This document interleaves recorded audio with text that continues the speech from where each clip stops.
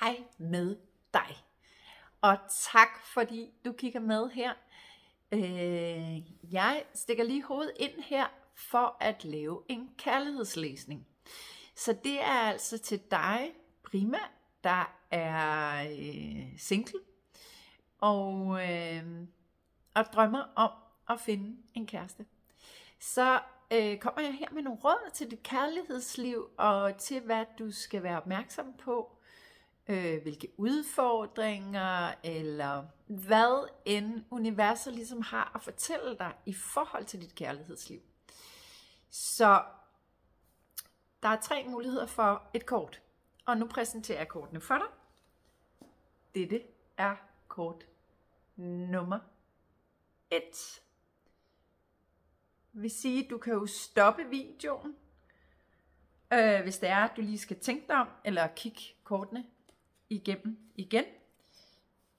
Så kommer denne smukke dame, som er kort nummer 2. Så du skal vælge bunke 2, hvis du er tiltrukket af hende. Og den sidste her, endnu en smuk, stærk kvinde, som er bunke nummer 3. Så tænk dig godt om, og vælg, hvad det er, det skal være. Ja, bunke nummer 1. Du havde valgt denne kvinde, som er, som du kan se, lidt sikkert ikke på hovedet, men omvendt, eller spejlvendt. Det er Elizabeth Taylor. Og med ordlyden, love yourself, you are worth it. Uanset om du kender hende eller ej, Elizabeth Taylor, så vil jeg bare lige kort fortælle, at hun var en skuespillerinde, og hun var i øvrigt også en businesswoman.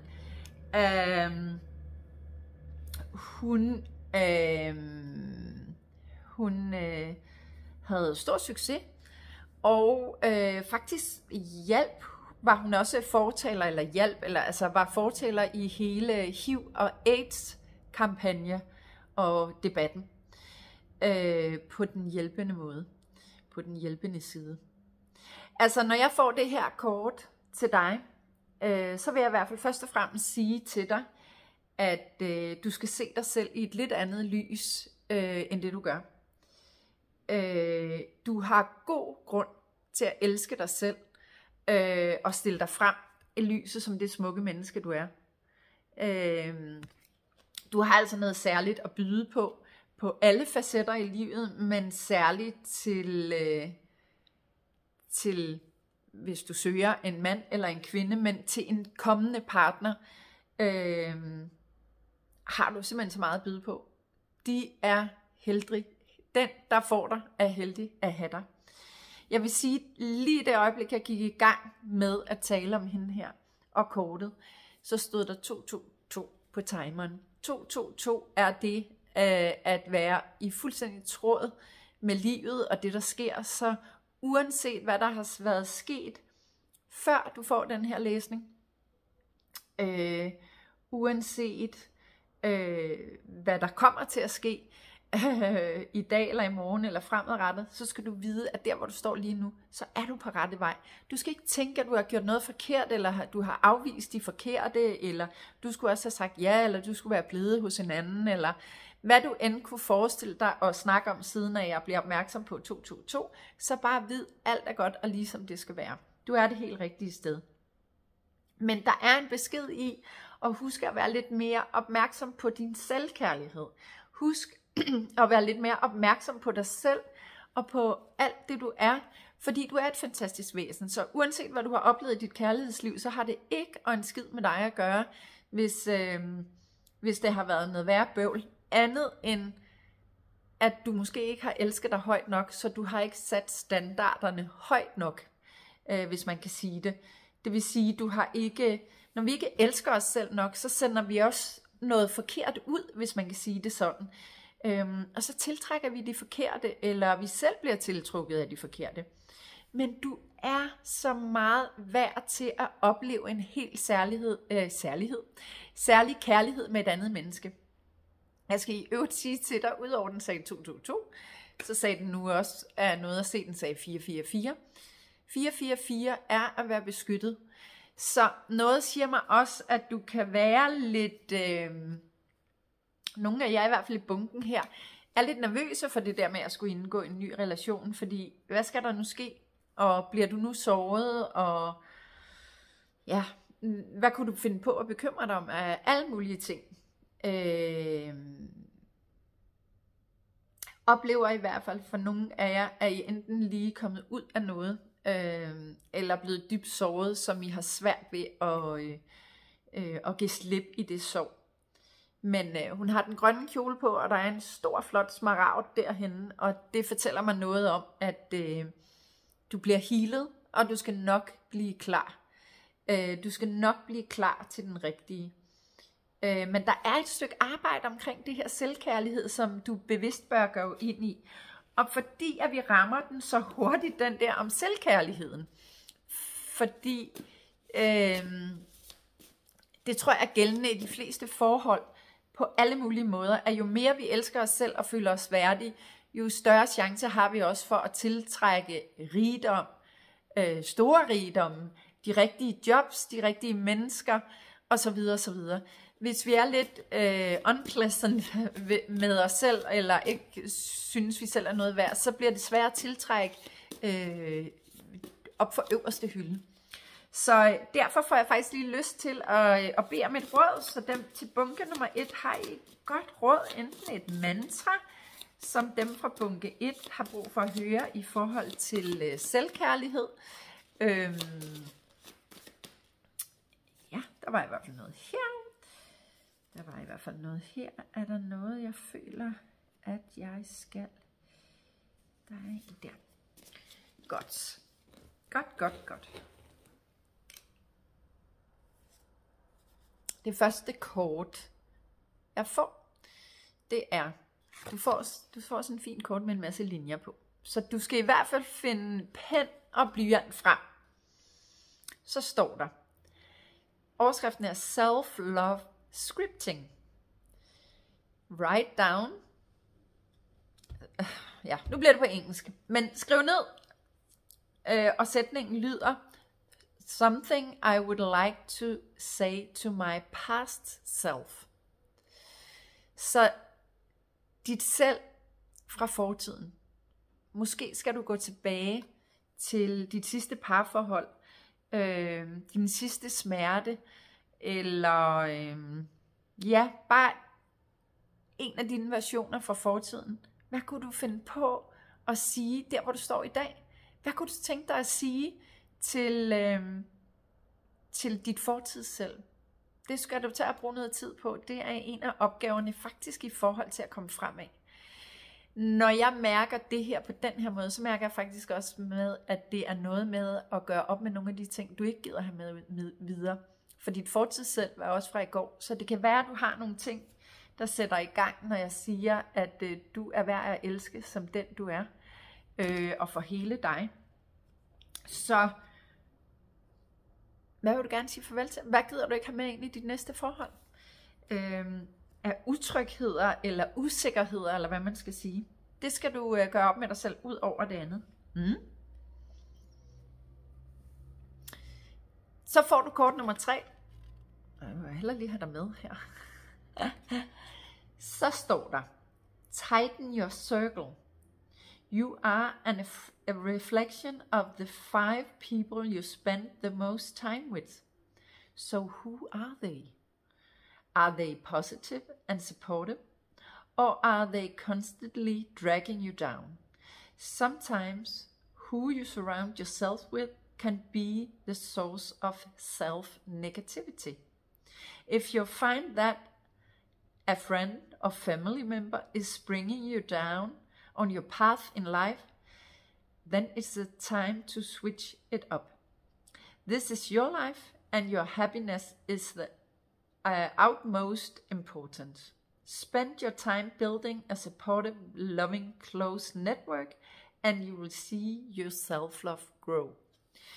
Jeg vil sige det på den måde, der alle de mennesker, som er i vores liv, er her for at lære os noget. Så uanset hvem du måske kan genkende i din indercirkel, og en af de mennesker, en af de 5 mennesker, du er mest sammen med, som kunne være på den her lidt negative måde, eller smitte dig med en negativ energi, behøves jo ikke nødvendigvis være, at vi skal smide dem ud. Det jeg ville frem til, det var, alle de mennesker, vi møder, lærer vi også noget af. Så nogle gange skal vi måske også lære blot at sætte grænser, eller sige, det har jeg faktisk ikke lyst til, kan vi være sammen i en anden energi. Det kan være rigtig svært, særligt hvis det er nogle mennesker, vi har haft med os hele livet, altså en mor, en far, nogle søskende, eller en meget gammel ven eller veninde. Men der er noget med, særligt i denne her tid, hvor du leder efter en partner, eller gør dig klar, eller vokser, eller øver dig på at elske dig selv mere, der kunne det være oplagt at bruge mindre tid sammen med dem, som er allermest negative, krævende eller behandler dig dårligt. Det kan også være, at der er nogen, der skal ud af dit liv, og du faktisk får øje på, hey, jeg fortjener faktisk bedre end det der.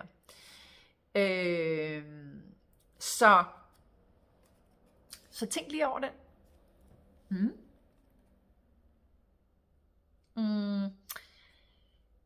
Så kommer den her, og det er faktisk et kort, som du bliver bedt om at sige højt. Og der står, there will always be someone who can't see your worth. Don't let it be you.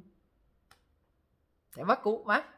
There will always be someone who can't see your worth. Don't let it be you.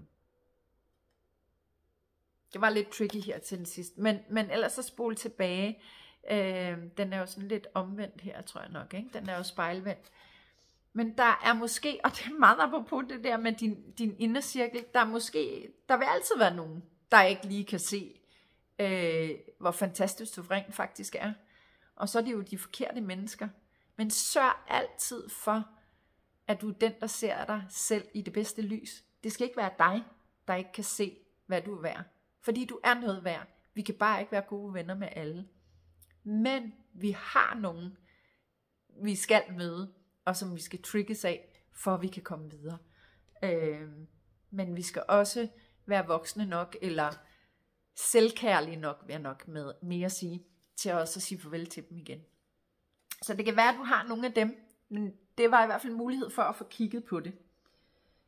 Ja, nu sidder jeg og kigger ned allerede, fordi jeg kan mærke, at energien i den her gruppe er også lidt, hvad sker der næst? Hvad sker der næst? Du vil sikkert også gerne vide, hvornår du møder din eneste ene. Men jeg kigger ned her, og kunne godt tænke mig at trække nogle kort, som måske kunne fortælle lidt om, hvor er vi på vej hen. Altså, der er noget arbejde i det der, og for nogle af jer er det nemlig det der med, at jeg mærker, at at der er noget, der skal heales, og der er en opstigning. Der var også 1, 2, 3, 4 på timeren lige før, så der er noget opstigning og noget arbejde i forhold til at elske sig selv. Så der er noget arbejde i, at du arbejder med, at du er god nok, og elsker dig selv først, for dernæst, så skal der nok dukke en op til dig. Der røg allerede et kort ud. Det hedder Six of Pentacles. Nu er jeg ikke den store tarotlæser, så jeg læser det bare, hvad kan man sige, ind i hvad jeg ser. Men der er noget her omkring en udveksling af noget. Og når du kigger på billedet, så er det 2 hænder, der giver og modtager i en energi. Og energien er, hvis du kigger på den, så er det ligesom, at der er et 8-tal her. Det er the infinity. Altså det er uendelighedstegnet, bare på den modsatte. Det kunne også være et 8-tal. Så hvis 8 er dit lykketal, så resonerer det i hvert fald rigtig godt med dig. Eller uendelighedstegnet, men nu står det som et 8-tal, men jeg er ude efter uendelighedstegnet. Du skal sørge for, at din næste partner vil være en, som, hvor udvekslingen af at give og tage skal være det samme. Der skal være balance i det. Det skal ikke være dig, der giver hele tiden, eller hjælper mest, eller gør mest, eller hvad end det er. Og det ligger også i kortene, når det kommer, men det er også vigtigt for dig, igen at tilbage til den der selvværdsfølelse, at det er også noget, du føler dig værdig til. Altså, at der er balance i tingene, og det er ikke bare dig, der giver og giver og giver. Men det er også noget med at stille krav. Så når du arbejder med manifestation af den, det skal være, så skal du have fokus på det her. Og det skal også nok komme til at ske, men det er også vigtigt, at du er opmærksom på det. Fordi når den rigtige er der, så er der ligesom balance i det der med at give og tage. Og så, and then it's the one to keep, altså så er det også den, du skal være sammen med. Fordi det er jo ikke sikkert, at du lige støder ind i den, det skal være, hvis du ikke er færdig med dit arbejde i hvert fald. Så det er også det, jeg lidt vil sige. Sørg for at lige at bruge lidt tid på det her. Giv det lige noget tid, det her med, og så mærke efter, er jeg klar? Det er jo ikke, fordi man ikke kan gå ud og have det sjovt, men stil krav til dig selv. Stil krav til, hvem det er, du gerne vil have. Så det er virkelig noget med at stille krav, sætte dig ned og skrive ned, hvem det er, du gerne vil have. Hvem er det, du gerne vil manifestere, fordi du er virkelig værdig til det. Og du skal nok opnå en sejr, og du skal nok opnå sejren i at føle dig sådan der, at føle dig fri til at være den du er, og bare give dig hen og have det sjovt. Og jeg er ret sikker på, at jer der har trukket bunke nummer 1, det er i hvert fald ikke på de sociale medier, I mødes. Det er mere, altså det kunne jo meget vel være en festival eller sådan noget. De her, de fejrer, fordi de fejrer en sejr. Og det kommer du også til, fordi du kommer til at sejre, ikke over dig selv, men sammen med dig selv. Fordi du skal nok nå i mål med det her med at stille krav, sætte grænser og vide, hvad du er værd. Så det er der ingen tvivl om, at du når. Og så er det bare, så er du her. Og når du så møder din kommende partner, så er du også bare et sted, hvor at du ikke nødvendigvis leder, men selvfølgelig gerne vil møde en, men bare er i dit autentiske jeg. Og så kunne det meget vel være på noget festival eller andet. Det fortæller også lidt om tidsperspektivet i det, vil jeg sige. Fordi at ikke at man ikke kan gå på festival om vinteren, det kan man sikkert nok, men det er nok mere indendørs. Noget fortæller mig alligevel, at der er nogle sommer-forårs-vibes over det. Det er jo ikke ens betydende med, at man ikke kan nå det nu, men igen, jeg vil anbefale det der hjerte skal have lidt tid, og du skal have lidt tid til at arbejde dig igennem det, du nu engang skal. Men det kunne godt være noget tidligt forår, maj-juni måned næste år. Du skal i hvert fald nok nå i mål med dig selv, og med det at finde en partner. Ingen tvivl om det. Så kommer jeg med sidste kortsæt, hvor jeg lige vil trække bare sådan et eller andet. Er der noget, du skal være opmærksom på? Noget andet, du skal være opmærksom på? Så bunke nummer 1, vi vil gerne lige have et ekstra kort, konfirmation. Så spirits, hvad skal vi give? Hvad skal det sidste være, vi lige smider efter kortbunke nummer 1? Kortbunke nummer 1. Hold da måle. Ja, altså. Prøv at se her. Altså, visdom. Du får det her visdomskort. Du er klog som en ugle. På en eller anden måde, så får jeg sådan lyst til at sige, enten så er du i mørket, eller lige kommet ud igennem det, eller det har i hvert fald været svært, nogle af dine tidligere parforhold, og den der tillid til dig selv har også været lidt udfordret. Ulden er jo et natdyr, så der er meget mørke. Men til gengæld vil jeg sige, at uanset hvordan du føler dig, så er du et meget, meget spirituelt og klogt menneske. Du har en visdom og på en eller anden måde noget du godt ved.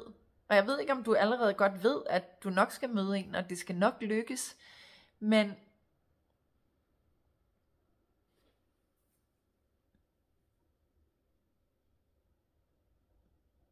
Men der er bare noget omkring at lytte til dit højere selv, når det kommer til en partner.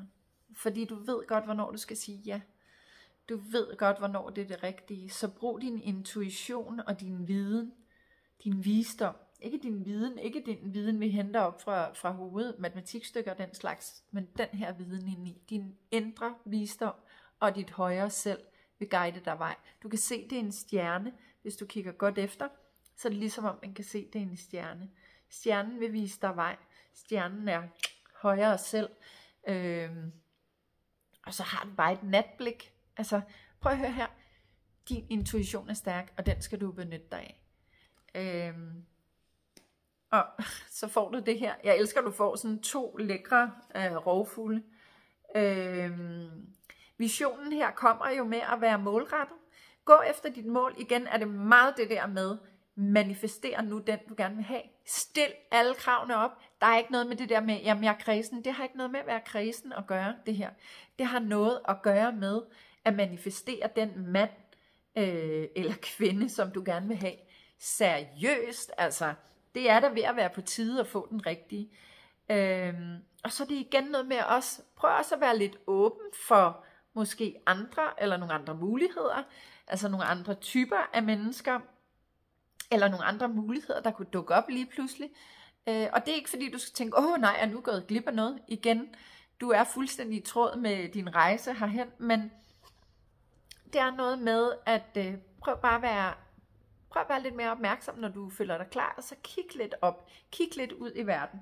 Men have en vision på at skrive ned, hvad er det for en type mand, du vil manifestere? Hvad er det for en type mand, du gerne vil være sammen med? Fordi du har en viden om, i hvert fald, hvad du ikke vil have. Du skal ikke skrive ned, hvad du ikke vil have. Du skal skrive ned, hvad du gerne vil have. Men du ved i hvert fald nogen, du ikke har lyst til at have. Og det skal du selvfølgelig trække ud af det, og så bede om det modsatte. Men altid huske at bede om det, du gerne vil have, og ikke det, du ikke vil have. Og så den sidste. Prøv at se her. Jeg synes, det er fantastisk at slutte læsningen med held. Det skal nok lykkes, det her. Og prøv at se den der dragonfly. Hvorfor er det, at nogle af mine ord kun vil komme ud på engelsk? Guldsmed. Guldsmed er et voldsomt transformativt dyr. Det kan flyve op, ned og til siderne. Og så er det gudsmukt. Finder du firkløver, ser du guldsmed, så er det et tegn på, at du er på rette vej, og det nok skal ske alt det, jeg har sagt. Og læsningen vil ligesom bekræfte dig, eller tegnene her vil bekræfte dig i, at læsningen var til dig. Måske har du allerede set både firkløver og guldsmede rigtig meget i dag, i går, eller vi kommer til det i nærmeste fremtid. Så jeg vil gerne ønske dig, bunke nummer 1, rigtig, rigtig meget held og lykke. Jeg viser hende lige igen, Elizabeth Taylor. Love yourself, you are worth it. Rigtig meget held og lykke. Pas godt på dig selv. Husk at elske dig selv højst, fordi du er den vigtigste i dit liv. Ha' det rigtig godt. Pas godt på dig selv, og held og lykke med kærlighed. Hej hej. Bunke nummer 2. Du valgte denne smukke dame. Denne smukke dame. Jeg ved ikke, om du kender hende. Jeg kendte hende ikke selv. Men hun hedder Sylvia Brown. Believe and you will receive. Det var svært. Believe and you will receive. Så tro på det, og du skal nok modtage det. Bare sådan en lille forhistorie med denne skønne kvinde. Fordi hun var en kendt forfatter. Hun var både klaviant og medium. Og hun var meget, meget ung, da hun opdagede sine evner.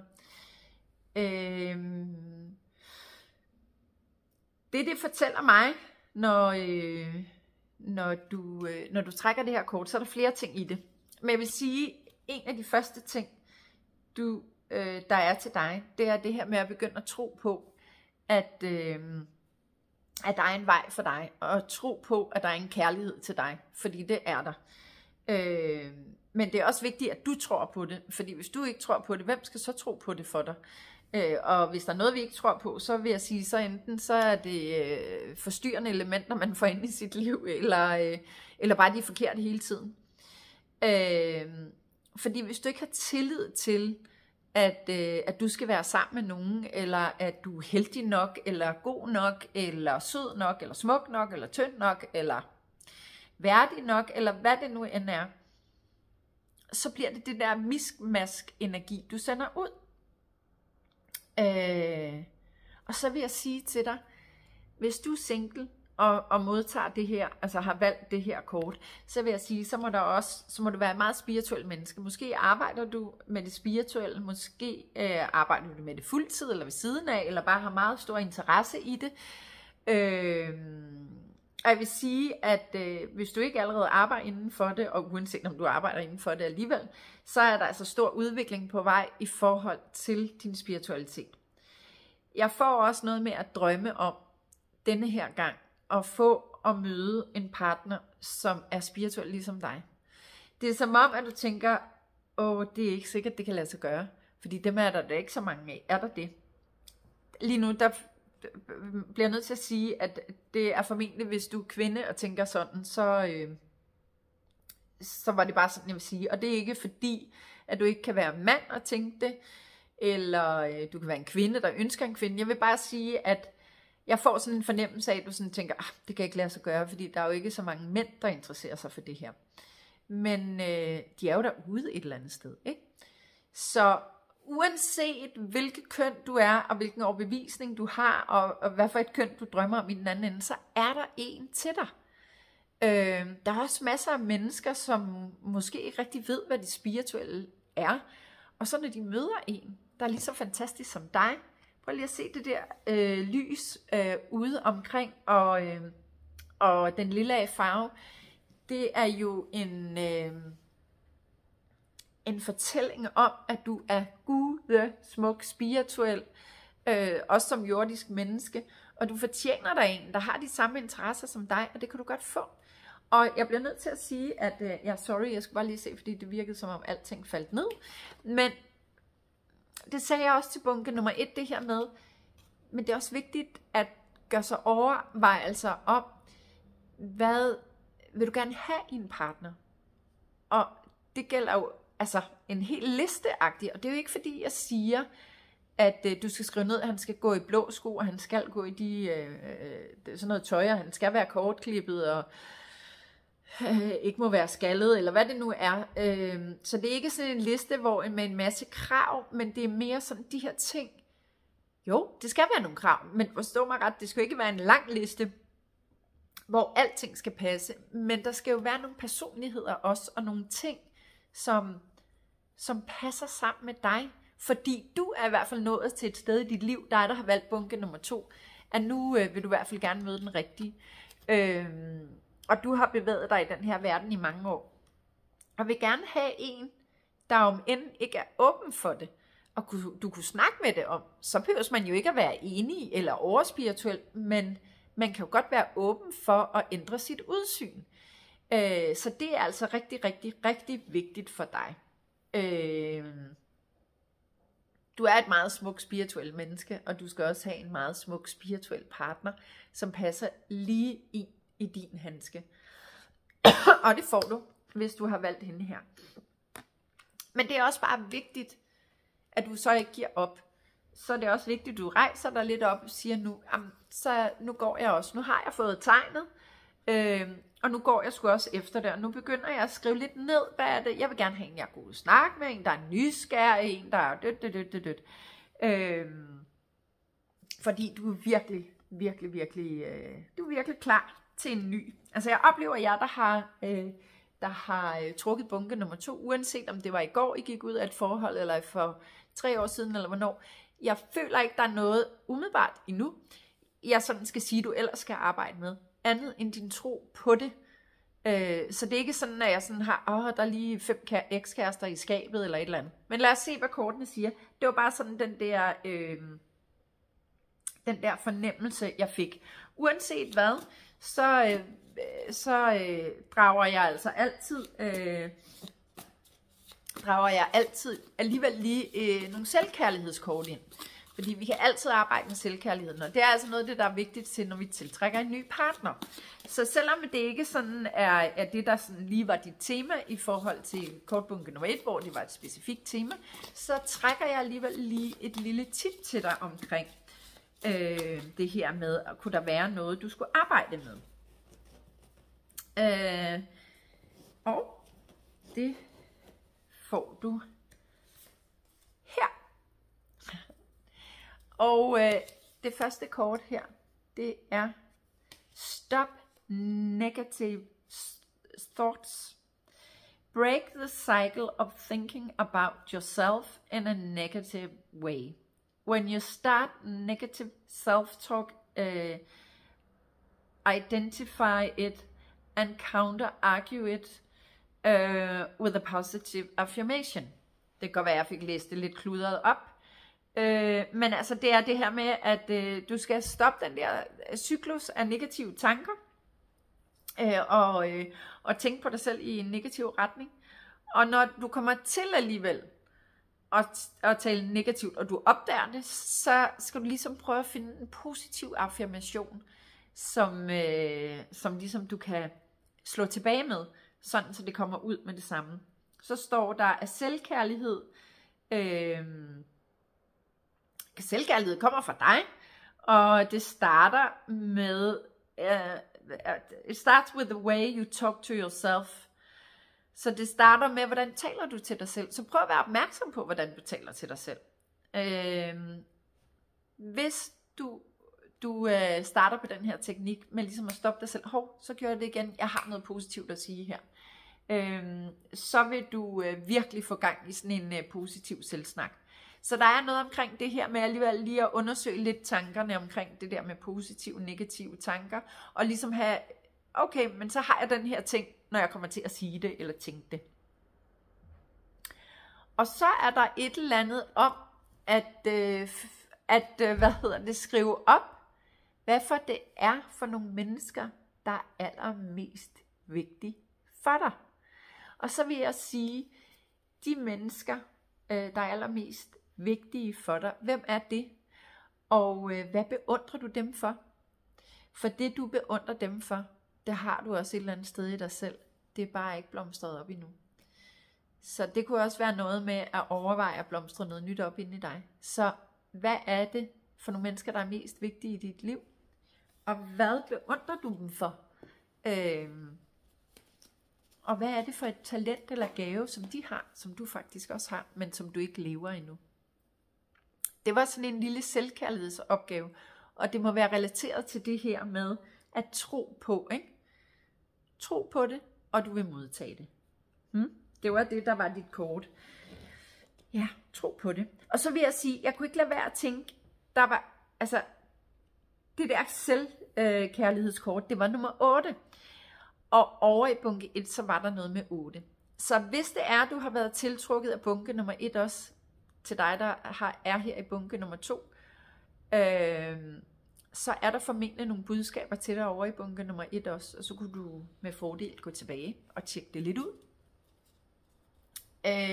Ja, så denne her kærlighed er der som bunke nummer 1 venter og skal manifestere og til at tro på.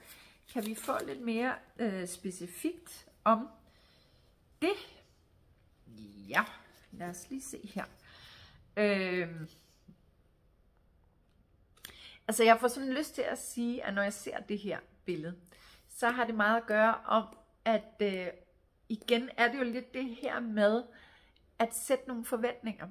Og du må godt sætte dine forventninger højt. Oh my god, det må du godt. Prøv at se her, hun rækker op efter de øverste æbler. Det er det så ikke. Det er så godt nok også fordi, at der er en ugle eller en ørn i det her billede. Men og så ved jeg, at Nine of Pentacles, jeg er ikke så den store tarotlæser, men det er et yderst positivt kort, og det er noget med at være godt på vej i at opnå det, du rent faktisk drømmer om. Og så synes jeg bare, det er fedt, at det er, jeg får lyst til at sige, at det er en ørn. Og ørnen er jo en healer, ud over alle grænser, så det er også en meget spirituel fugl for mig i hvert fald. Så det synes jeg bare er meget sjovt. Måske er du også selv healer, det var det, jeg snakkede om. Hvis du har selv nogle evner, så husk at række helt op, så også ligesom, det er ikke fordi, du skal blive sådan en, du er ikke væk, men du må godt stille krav til din næste partner. Det er meget det, der er temaet, ikke også? Du er sådan en smuk sjæl selv, ikke? Så må godt række dig lige lidt højere op, bed lige om noget mere. Mærk lige det der i maven, er det der, eller er det der ikke? Du skal ikke bare nøjes med, vel? Så får vi den her. Omkring tid, så vil jeg sige, at og så elsker jeg, The Chariot fortæller noget om hastigheden. Det kommer til at gå stærkt, det her. Og så er det et 7-akkord, det driller i min stemme, så er det et 7-akkord, og der 7 er et meget højt spirituelt tal. Så jeg synes, du skal nok, prøv at se her, du skal jo nok møde ham, der er meget spirituel og spirituelt interesseret, eller også får du ham omvendt, ikke? Så længe han bare er åben, så er der jo muligheder for at gro sammen, men det er formentlig en, som du er meget forskellig fra, ikke? Sort og hvid her, men jeg er ret sikker på, at I kommer ud på en magisk rejse, for se bare her, ikke? I løber ved siden af hinanden, og I er lige, selvom I er forskellige, og I kan sagtens følges ad. Og det gør edderhak mig stærkt, så jeg tror ikke, at det er, hvis du drømmer om ægteskab og andre ting, eller at flytte sammen, eller i det hele taget, hvornår kommer han, så er det ikke noget, der kommer til at tage lang tid. Eller hende, sorry.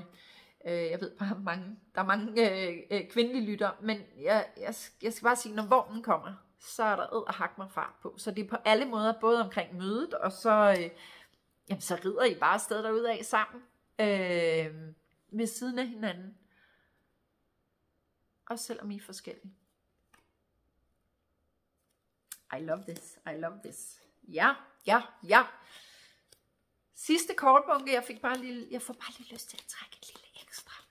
Så hvad skal kortbunke nummer 2 have sådan noget lidt ekstra lækkert? Hvad kan vi finde på at fortælle og afslutte med? Udover det kommer til at gå stærkt. Det skal nok komme. Altså, det vil ikke undre mig meget. Der var et kort, der sprang ud. Det vil overhovedet ikke undre mig meget, hvis du har en ny partner inden året er omme. Og så kommer der alligevel lidt her med, at det kan godt være, der alligevel er lidt inde i skyggen. Og så synes jeg faktisk bare, det er sjovt, at det var en hvid og en sort hest, der løb foran.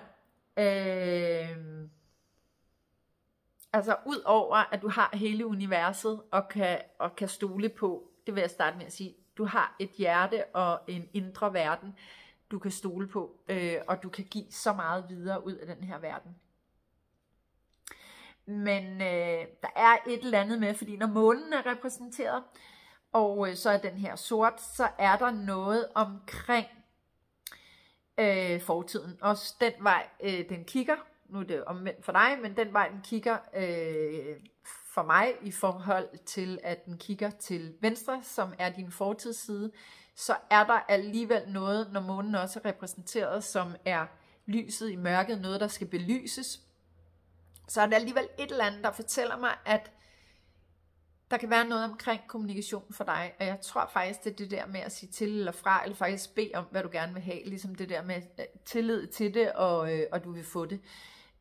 Men måske også i forhold, når du møder nogle nye, at evne at sige til eller fra. Jeg tror, du er et menneske, der også har rigtig meget brug for at være alene, og du er sensitiv og har brug for et space en gang imellem. Der er i hvert fald noget om, der er nogle blå ting rundt omkring på denne her kat, og der er shadow, så der er noget skyggearbejde alligevel, men det er ikke noget, der fylder det hele, når det er noget, der slutter. Når det er noget, der ligesom slutter din læsning. Men det er noget, du lige skal være ops på, at der er altså noget til fortiden, fra fortiden, der handler om kommunikation, sæt grænser, tag din plads, og ligesom også sige, jeg har også brug for at være alene en gang imellem, der oplever, at det handler rigtig meget om. Men shit, et smukt hjerte og et smukt univers, du har derinde. Jeg har også en fornemmelse af, når du Altså når du virkelig får åbnet op for en, så bliver det bare rigtig godt for dig. Men jeg tror altså, der går noget tid, før, altså du skal have noget tid til også at åbne op, og det kunne også være noget med at kommunikere det ud. Både at have dit space og kunne trække dig og ligesom komme i sikkerhed, og så kunne komme ud igen i et andet univers for at have tillid til en ny partner og et partnerskab. Fordi der er noget skygge i skyggen alligevel. Det er bare at være opmærksom på det. Det er ikke fordi jeg sådan tænker faktisk, at du skal gå i gang med at arbejde med et eller andet større nu. Hvad er alle mine skygger og sådan. Det er ikke sådan. Men du skal være opmærksom på det, når din partner kommer. Når din nye partner kommer. Ja. Tak til dig, bunke nummer 2, for den her magiske rejse. Rigtig meget held og lykke med kærligheden. Pas godt på dig selv. Vi ses. Hallo, bunke nummer 3. Så får I hende her. Det er jo selvfølgelig, hvis du ikke allerede har gættet det, da du valgte bunken, så er det Whitney Houston, du får. Og var tiltrykket af.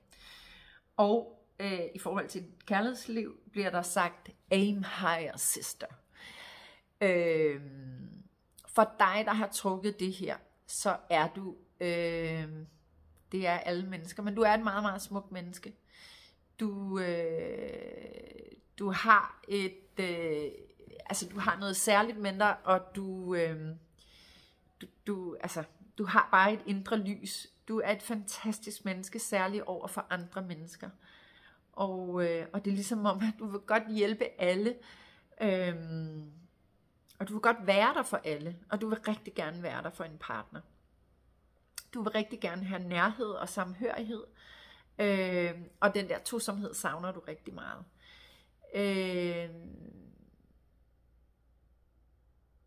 Og det er rigtig godt.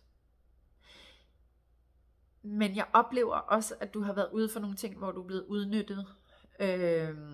Og hvor det har været svært. Det har ikke været de sundeste forhold. Ikke at jeg siger, at det er alle dine forhold, men du har bare været derude, hvor det ikke var godt for dig. Og der er noget med her. Altså, du har sådan et smukt lys. Du er et fantastisk menneske. Det er du bare. Men du har også en tendens til, og det tror jeg er lidt noget, du har med dig fra du var barn eller ung, eller noget du har bragt med dig i hvert fald, som du har haft med dig længe. Med at, jeg ved ikke hvorfor beskederne kommer på engelsk, men you're dimming your light. Altså du slukker lidt ned for din flamme, når du er sammen med nogle andre, og særligt i parforholdet, så skruer du på en eller anden måde ned for charmen-agtigt. Og bliver lidt, det er ikke fordi du bliver en anden, du slukker bare dit lys lidt. Du lader den anden sådan ligesom komme frem og løfter den anden op. Og jeg tror altså, det er fordi du tit, når dem du møder, kommer til at sætte lidt højt op på en piedestal. Men du er jo også deroppe. Og det handler om for dig, det er, at det handler rigtig meget om, at du skal kunne være den, du er.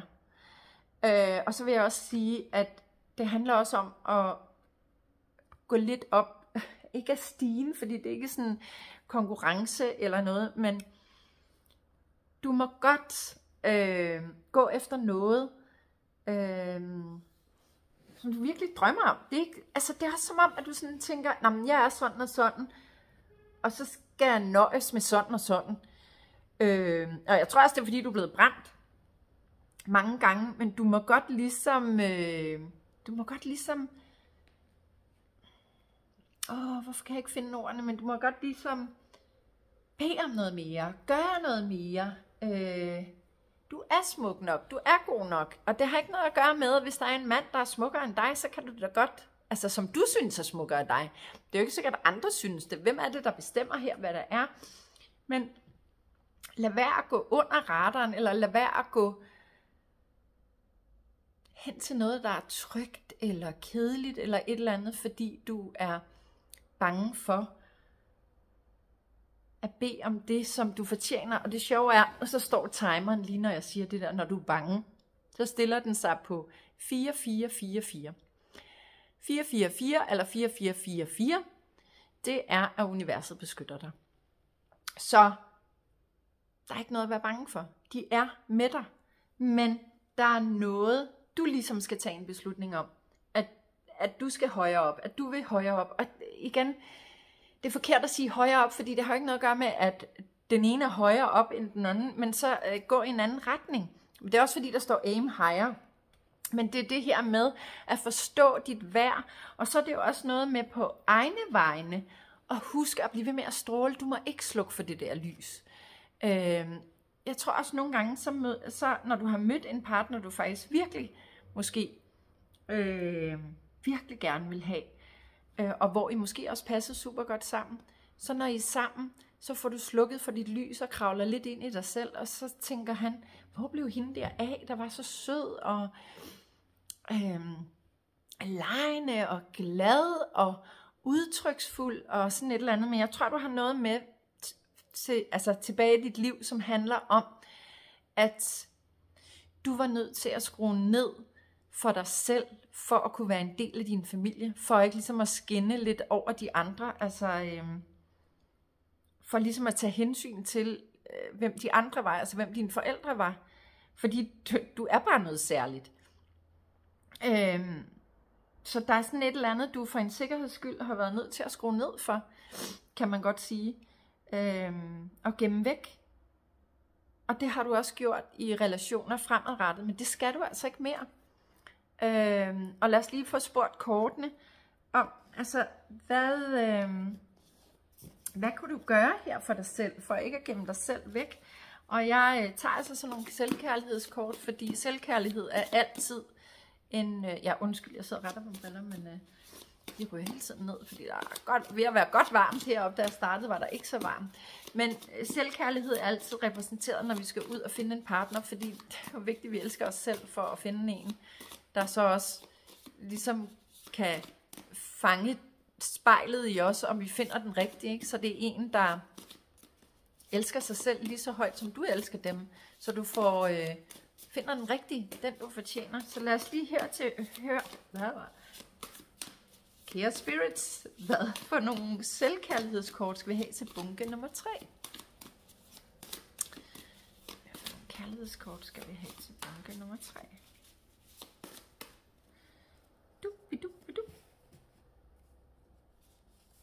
Ej, det er altså virkelig sjovt.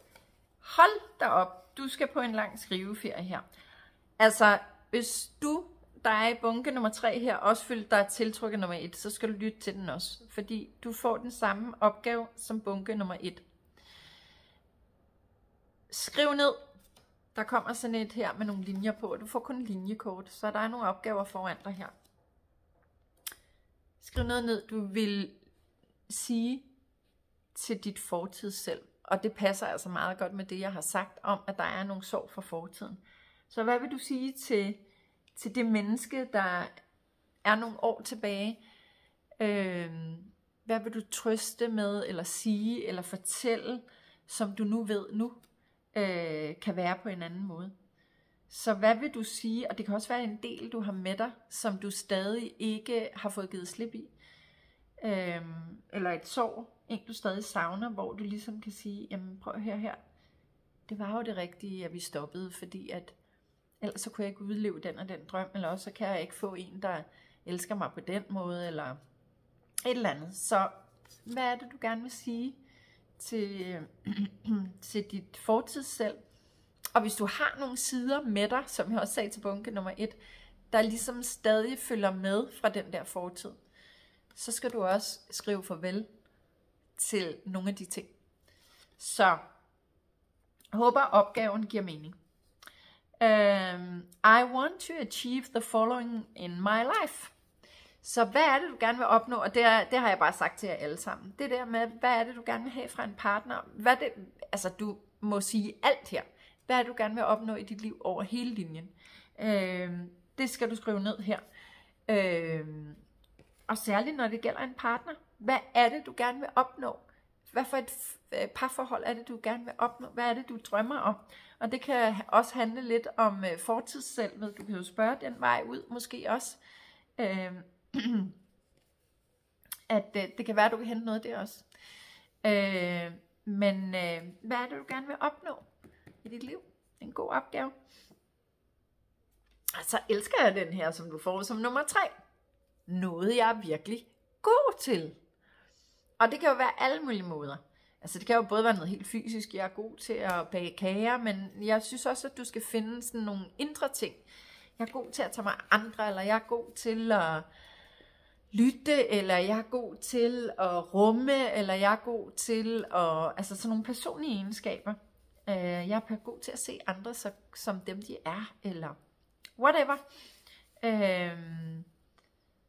Ja, 3 gode opgaver, som på en eller anden måde skal hjælpe dig i forhold til det her med din fortid, i forhold til det her med at give slip i det, der var svært i fortiden, for at få det, du ønsker og drømmer om i fremtiden. Så var de her 3 nogle refleksioner. Jeg tror også, det er særligt den der med dit fortid selv. Den vil nok rykke rigtig meget på nogle ting. Det er klart, at hvis du føler, at du måske har brug for noget hjælp i forhold til at hele noget gammelt, eller snakke om noget barndom, eller nogle chok, eller traumer, eller hvad det kunne være, så synes jeg, du skal finde en terapeut, som du kan snakke med, eller få behandlinger hos, eller sådan, altså, hvor du tænker, okay, det kan godt være, at jeg alligevel lige skulle, det kan alligevel godt lige være, at jeg skulle, lige et par gange snakke med en, eller være hos en. Og du er også meget velkommen her. Jeg laver alle mulige sjove ting, chok- og traumebehandlinger. Jeg har også nogle elever, jeg kan anbefale, hvis det ikke skal være hos mig. Det kunne også, jeg er også psykoterapeut, jeg laver alle mulige ting også. Men det kunne godt være, så får jeg også lyst til, når det er hende her, Whitney Houston. Udover det, altså det her med, det er også slut med at acceptere dårlig adfærd over for partnere. Og så det her med at føle sig afhængig, altså at føle sig afhængig af andre mennesker eller en partner, fordi du er bange for at være alene, eller fordi du ikke tror, at du kan klare dig selv, eller et eller andet. Det kan også være afhængighed af andre ting, altså negative mønstre, og det kan selvfølgelig også helt være mad eller alkohol eller nogle andre ting, men det er mest sådan, altså sådan en eller anden form for afhængighed. Det kan også være afhængighed af det der gamle mønster, ikke? Om at se dig selv og slukke for dit lys, ikke? Afhængig af at skrue ned for dig selv, så andre kan skinne, ikke? Men du skal jo finde en partner, der er ligeværdig med dig. Og det er altså en, der kan shine sit lys, og du tør stå ved siden af dit. Ja. Nå, så noget mere til en kærlighedshistorie her til bunke nummer 3. Og nu kunne vi godt tænke os måske noget lidt mere konkret, fordi nu har vi snakket lidt om fortiden, og lidt om, hvad du skal være opmærksom på, og hvad der har været og sådan noget. Så hvad kunne vi tænke os at give, ligesom afsløre måske lidt om det her kærlighedsfidli fjot. Der er en der, som vi skal have fat i her. Altså, der er noget med det her med at finde balance. Jeg oplever, at flere af jer måske kan være et sted, hvor hvor der er noget arbejde, der skal gøres. Men det er bare vigtigt, at du finder en eller anden form for balance i dig selv, og den her styrke i dig selv, før du ligesom går ud og leder specifikt efter en partner. Der er også fokus på dit heartchakra, hvilket faktisk handler meget om kreativitet, passion, men også om seksualitet og sensualitet. Det kan være, at du har nogle områder der, hvor du måske er svært ved at give dig hen, eller svært ved også at stole på dig selv og sådan nogle ting. Det kunne være en del af det der igen, som jeg siger med terapi. Men det er ikke sikkert, det behøves terapi. Men der skal bare ligesom være, du skal være balanceret på en eller anden måde til at være klar til at modtage en ny partner. Særligt når du skal stå så stærkt i dig selv, ikke? Så der er noget med hele tiden være i kontakt med jorden. Ikke have for travlt med det, der skal ske, men Det er heller ikke sådan, at du skal sætte dig hen og vende din sofa. Hvis du føler dig klar nu, så way to go. Du skal nok komme afsted. Der er altså også noget med at forlade negative tanker, og altså, du skal ikke lytte til dit ego. Det skal du ikke. Det glæder mig at i det her lidt sorte billeder, at der er en sol. Fordi at igen, altså, der er fokus på dig, og det er jo bare det der lys igen, ikke? Altså, don't dim your light. Så det er virkelig også noget med tankemønstre. Der nogle gange gør, at du skruer ned for lys, ikke? Så taler du dig selv ned. Selvmanipulation hørte jeg en, der sagde engang. Det synes jeg bare er et mega fedt ord, fordi det tror jeg også, at du har dyrket rigtig meget. Manipulere dig selv til at tro noget andet. Og det er tit, hvis vi også har boet sammen med nogen, eller været sammen med nogen, som har manipuleret os på den ene eller den anden måde, et eller andet sted i livet, så kan vi ofte også blive det til os selv. Men stop it, fordi det er ikke sandheden. Vel? Husk lyset hele tiden. Og det er dig, der har det. Så får vi ham her. Søde, flotte fyr, som faktisk passer farvemæssigt med hende her. Der er faktisk, jeg får sådan en fornemmelse af, at jeg får simpelthen en fornemmelse af, altså han har i hvert fald, hans hjerte stråler, hans hjerte er åben, og typemæssigt bliver det, altså jeg kan jo ikke sige, at det her er en type eller hvad, men det er altså også en, som har interesse for det meditative, for balance, og det er jo meget sjovt, ikke? Fordi det er da et voldsomt sødt par, det her, ikke? Er de ikke det? Det synes jeg faktisk, de er. I connecter virkelig, kan du se det, ikke? Altså, men 2 forskellige steder fra connecter I med hinanden, men hans hjerte er åben. Og hans hjerte er åben for dig, og han ser med sit hjerte. Altså, han ser ikke andre steder fra, så han har gjort sig sin rejse med sig selv, så du kan lige så godt glæde dig. Virkelig dejlig menneske. Men jeg skal også sige til dig, hvis jeg skal sige noget om tid, så kan du nok selv gætte dig lidt til det. Og det er jo ikke fordi, jeg ikke siger, at der er jo lige en uge tilbage af sommeren, men jeg tror altså, at vi er lidt over på den anden. Vi kunne godt være over på den anden side. Der var også noget omkring noget selvarbejde og noget. Så kan man jo lide det eller ej. Det kan jo også godt være, at man møder ham på Maldiverne, hvis man skal afsted til det, eller et andet varmt sted. Men noget fortæller mig tidsmæssigt om, at vi er på noget sommer.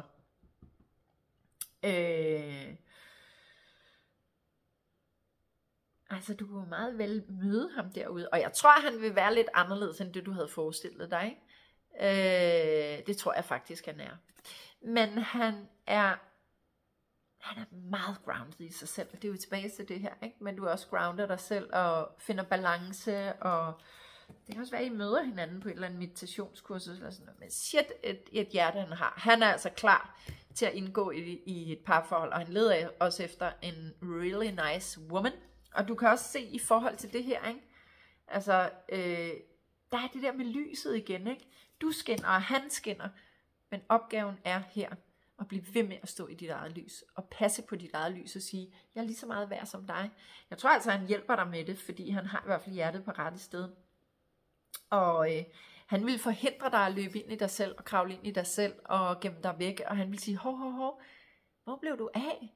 Hvor den, altså hvis du skulle gøre det, jeg tror simpelthen ikke, du gør det, men det gør, han ville også være en, der lyttede til, at du sagde, jeg har det med at skrue lidt ned for mig selv, og sådan gemme mig selv lidt væk. Du skal ud og opleve den her hjerte-til-hjerte forbindelse, det fortjener du big time, og det er du så meget klar til. Det er du så meget klar til. Men du har også lidt travlt, fordi det kan jeg jo mærke i energien, ikke? Fordi nu bliver jeg også travlt med, at jeg skulle tage et kort mere til dig. Han skal nok komme. Hans hjerte er allerede åben. Du skal tro på det. Og igen, det er virkelig vigtigt med at arbejde med den her tro i dig selv, og det her lys i dig selv.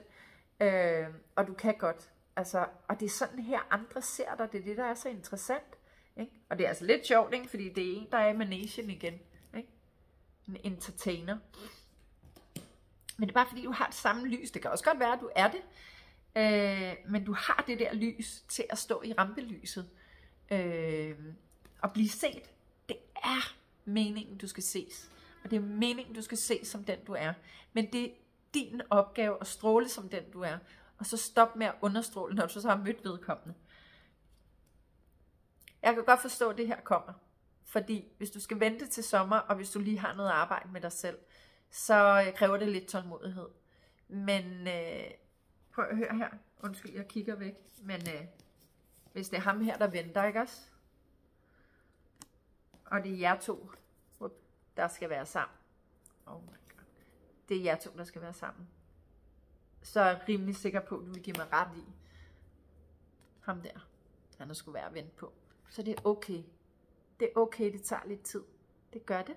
Når det er sådan nogle gamle traumer, som vi har med os. Men han skal nok komme. Og du er virkelig, virkelig fantastisk. Og det var ham her også synes. Og han skal nok få dig til også at føle dig fantastisk. Men du har også et arbejde i at tillade dig at blive der, hvor du er fantastisk. Og ikke gemme det væk. Det var alt, jeg havde for dig. Kortbunke nummer 3.